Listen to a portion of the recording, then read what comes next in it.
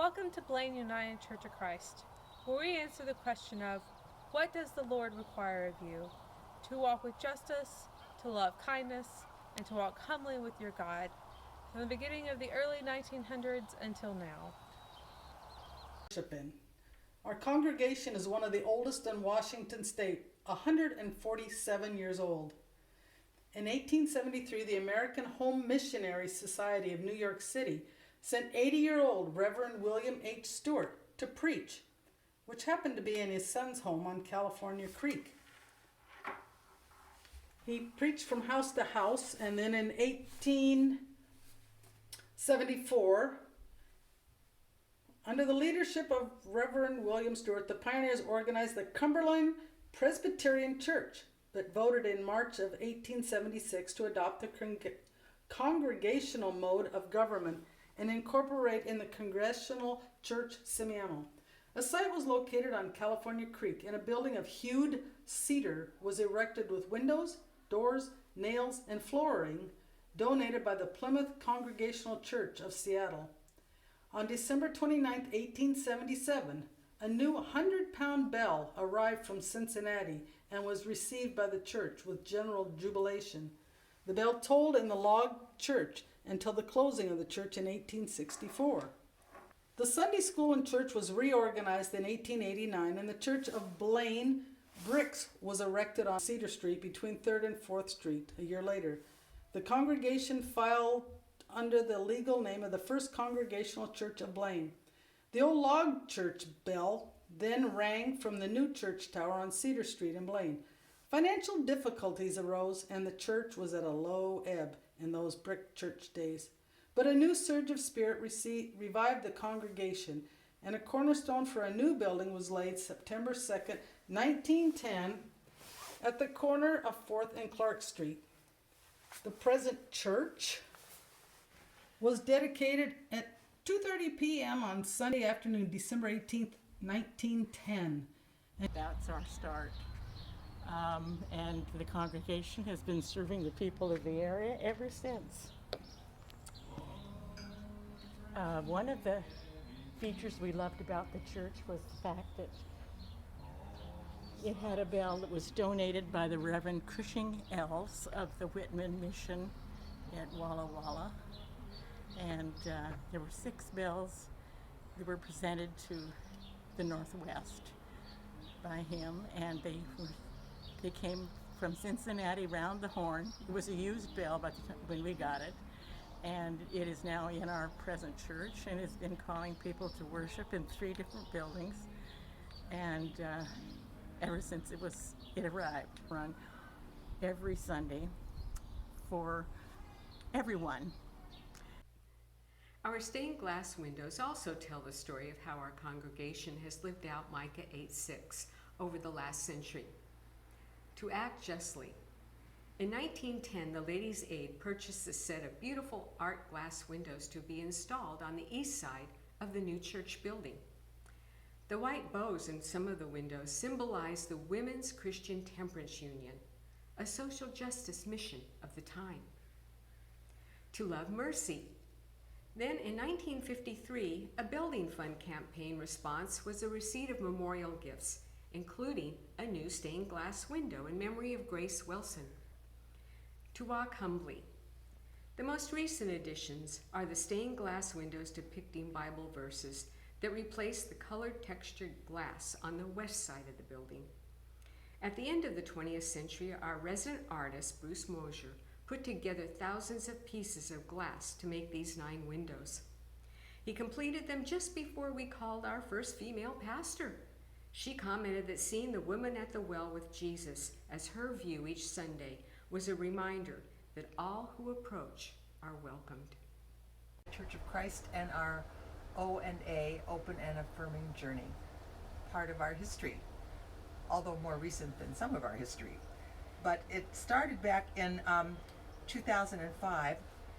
One of our members, who was gay and a very active member of the church, asked us to consider becoming an open and affirming church. And we formed an organizing committee in October of 2005 of people who would plan the program based on what was suggested by the UCC, the Coalition for LGBT Concerns. So we contacted them and got the information. And with the permission of the council, we set up a series of study sessions for the next year. And we met once a month for 10 months, each session on a different topic that had to do with becoming open and affirming. Things like exploring our feelings concerning being an ONA church, learning about various sexual orientations, and also discussing our own attitudes about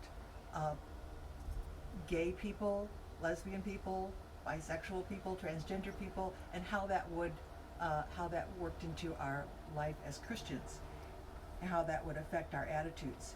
And so after the study session, even a panel discussion where those of us who had LGBTQ family members spoke, we tried to really bring this home to people in the church, that these were people that they knew or that we knew, and that it was something that was just very normal in our lives that we had to recognize and learn to welcome with open arms, if you will.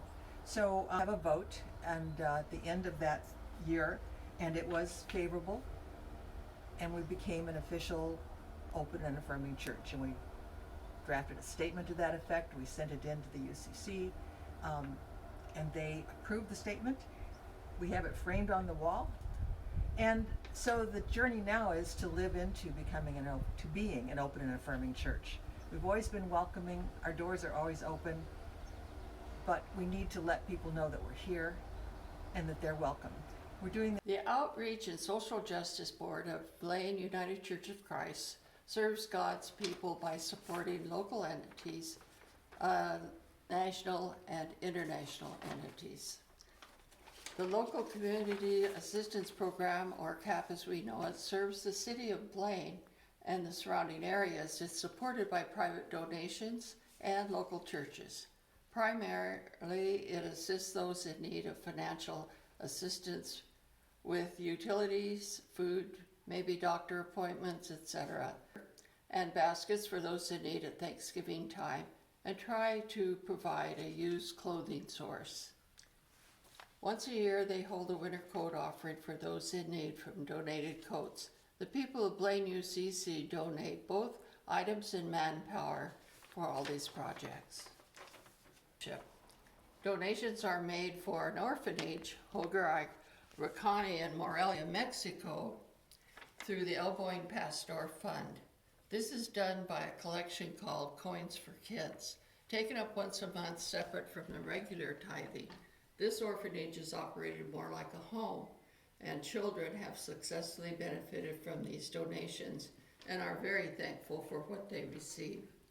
Once a month, we send cards to seniors receiving Meals on Wheels through the Senior Center to let them. Our small church here in Blaine, Washington, which is right next to the border, is really committed to living out our mission in our community. Our mission statement says that we are the hands and the feet and the heart of God. And there's no better scripture that meets that mission statement than Micah 6:8, for us to love kindness and walk humbly with our God. Work for justice. I forgot work for justice. Historically, our church started the food bank in this area. It has gone on for about 40 years by one of our members who has just passed away, Evelyn Bonello. And our pastor at that time decided that we needed an elevator. And so an elevator was put in to serve our elderly population. About that same time, we established a relationship with AA, and it has been going on. Today we are doing community meals quarterly, and every week there goes out Meals on Wheels from a community center, and our members send cards and greetings with those meals. We also do some education for the community based on foreign policy and do that yearly for a group discussion and education. We put up 4 little free pantries throughout the community and have adopted them, keep them filled and stocked so that people can drop by and pick up what they need, and if they can share, put something in. And that's how Blaine United Church of Christ answers the question, what does the Lord require of you?